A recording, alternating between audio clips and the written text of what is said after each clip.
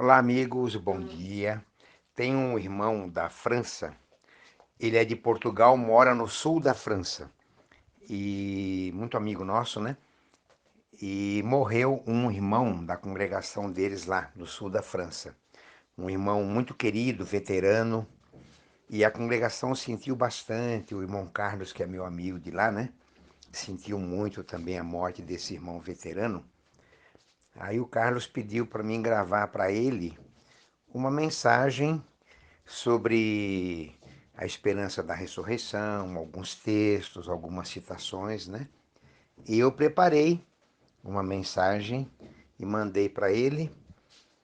E estou mandando também para alguns amigos, só para relembrar alguns textos sobre ressurreição e algumas citações também de nossas revistas, né? Só para relembrar assuntos espirituais que renovam a nossa esperança.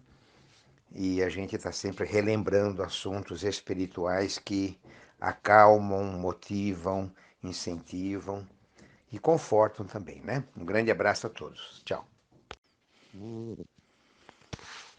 Então, pois bem, vou tentar fazer aquela gravação, né, que eu mencionei para vocês, né?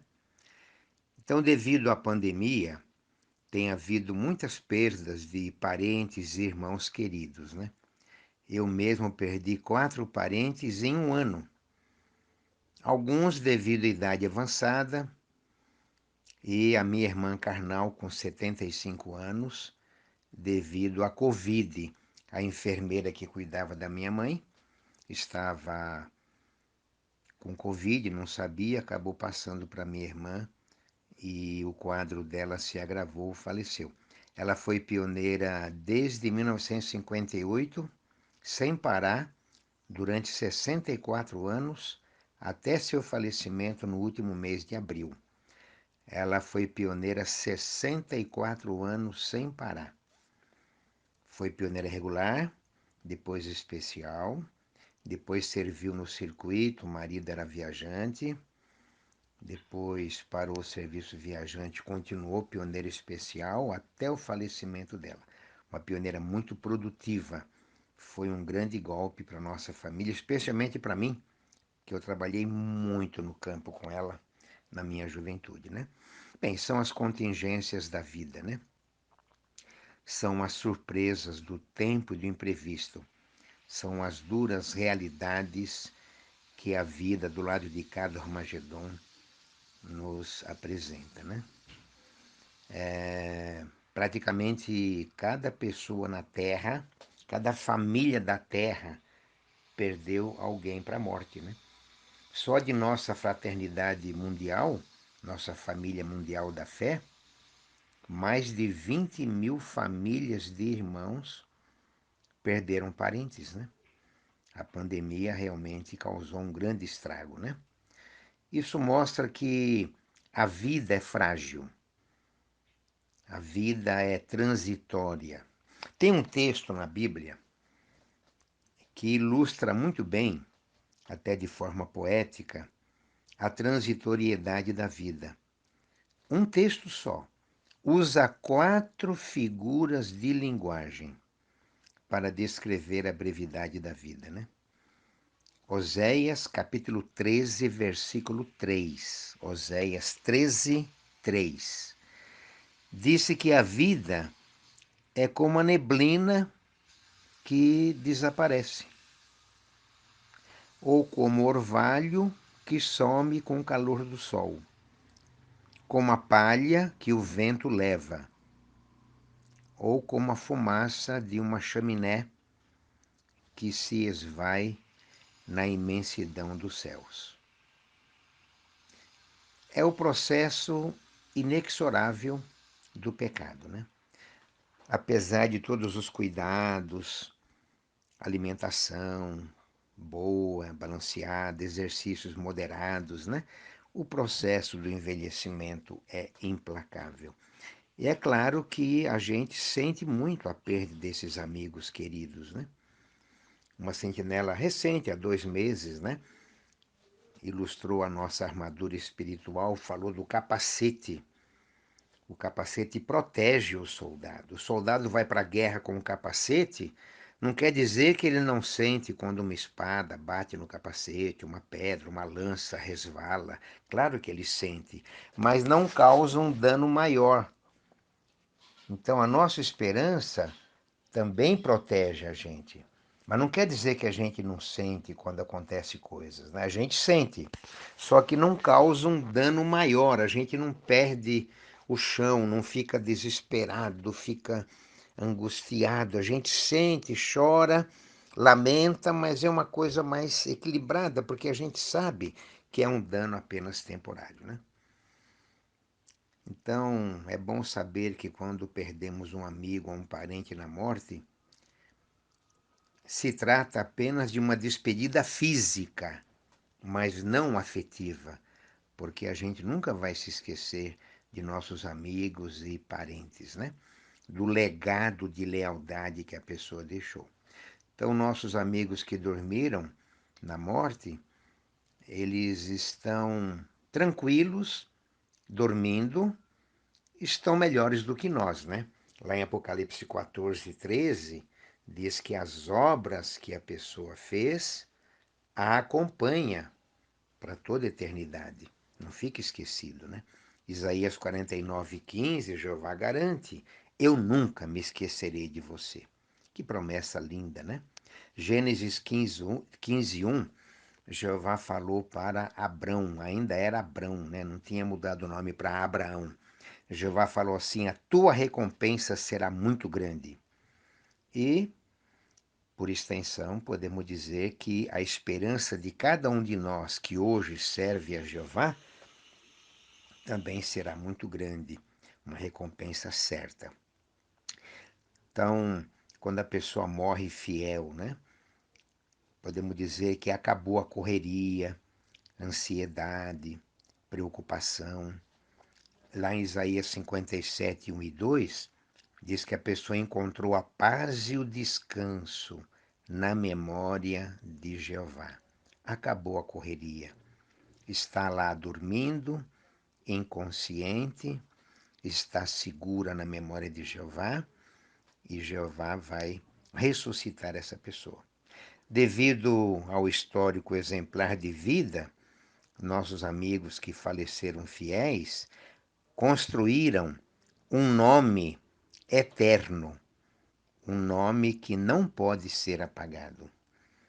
Lá em Isaías 56:5, disse que é um nome como que entalhado, incrustado num monumento, um nome eterno que não será apagado. Então, essa feliz esperança acalma nossos corações já cansados, né? Corações às vezes cheios de angústia, de incerteza, de dor, às vezes sangrando de tanta tristeza, né? Uma vez um escritor disse que tem lágrimas que correm pelas faces. Essas lágrimas todos podem ver, né? Mas há lágrimas que correm pelo coração. Só a gente sabe, só Jeová sabe. Esses momentos de tristeza que nós ficamos fechados no porão de nossa tristeza pessoal, né? Às vezes a angústia de noites insones, orações com lágrimas, as angústias, né? Os homens não veem, mas Jeová sabe, Jeová vê. E outra coisa, Jeová sabe do que precisamos melhor do que nós mesmos. Mateus 6:8, Jesus disse que Jeová sabe do que precisamos antes de a gente abrir a boca.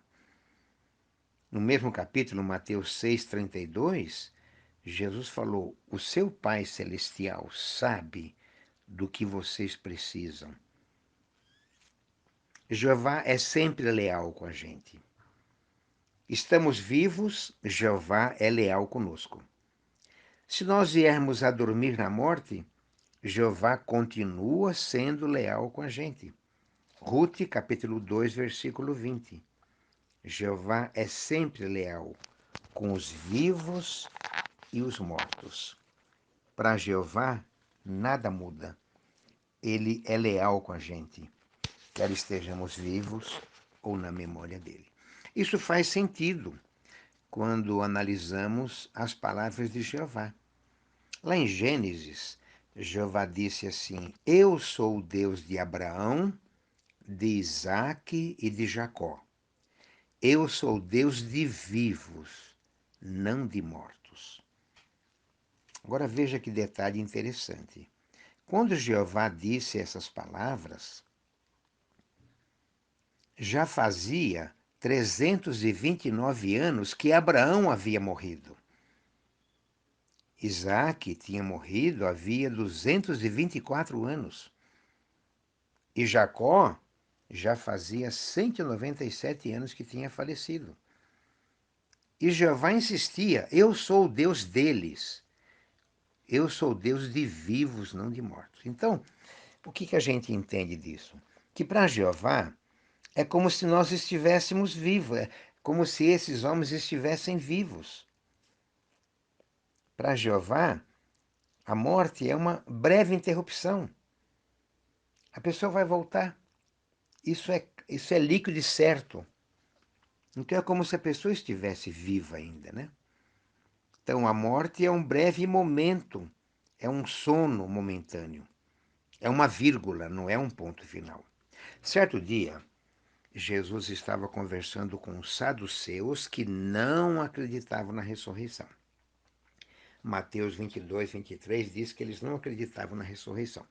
Aí fizeram uma pergunta hipotética para Jesus, né? Mas Jesus não perdeu tempo e encerrou a conversa de maneira clara, direta, simples, em Mateus 22, 29.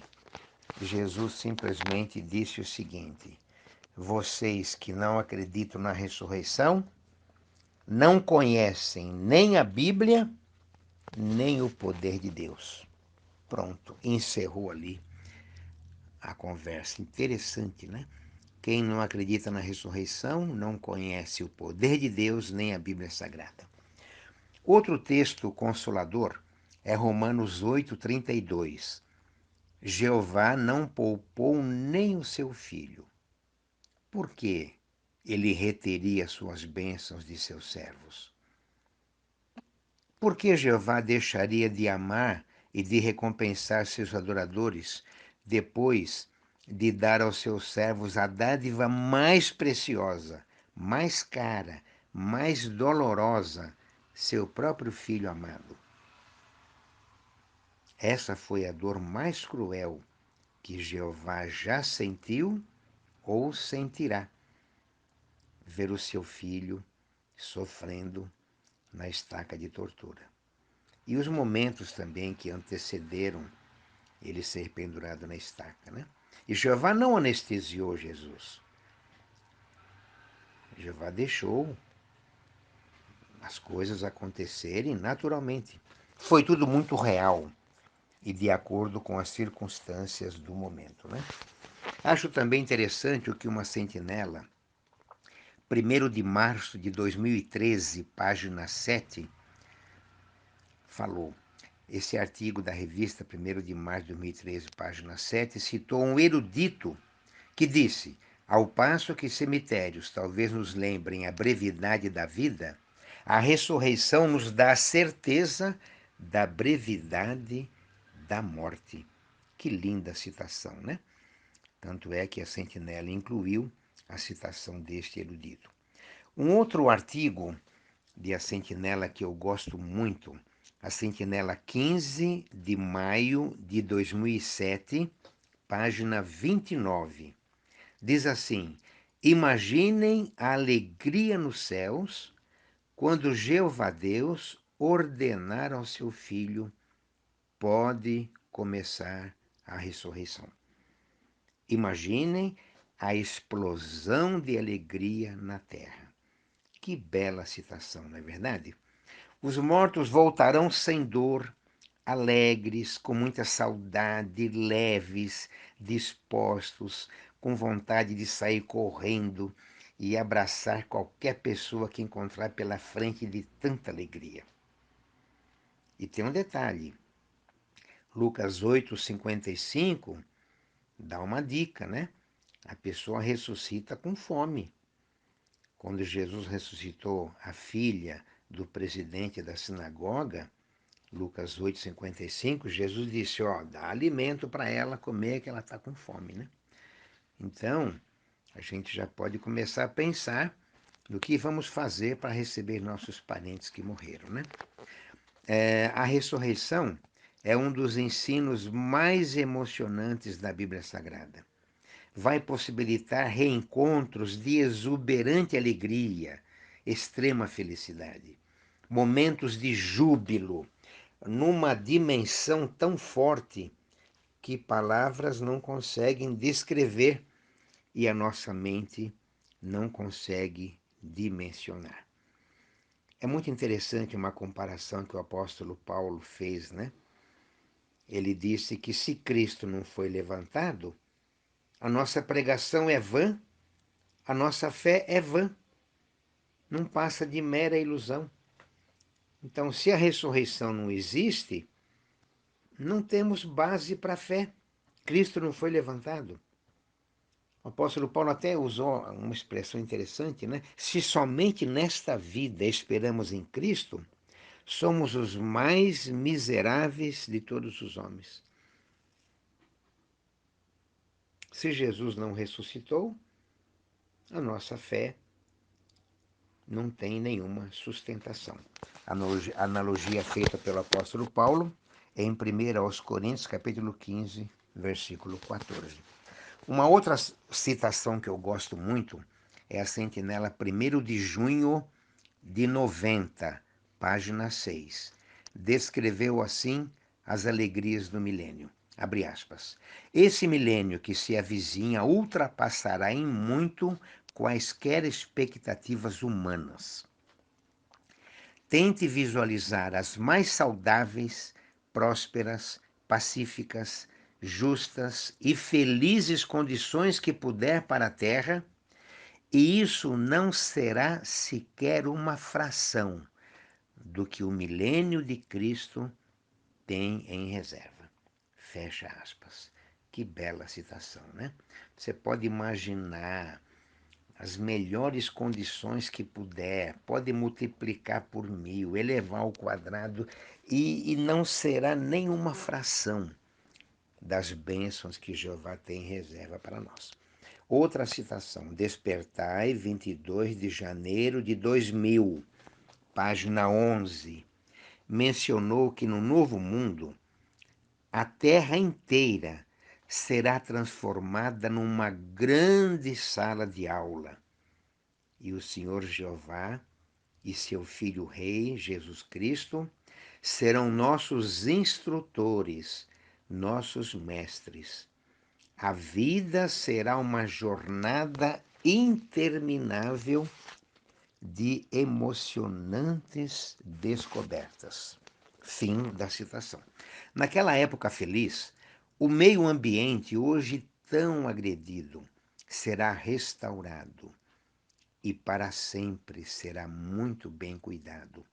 O Salmo 98:8 descreve essa época de recriação, de aperfeiçoamento, de forma até poética.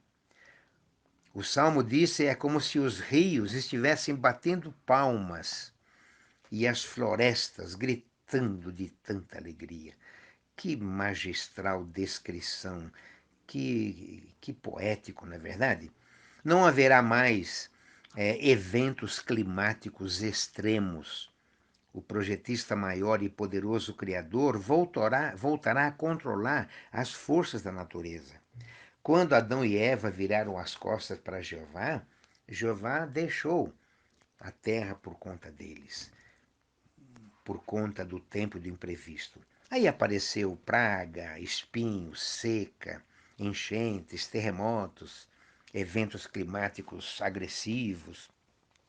No milênio, no milênio, Jeová voltará a controlar as forças da natureza.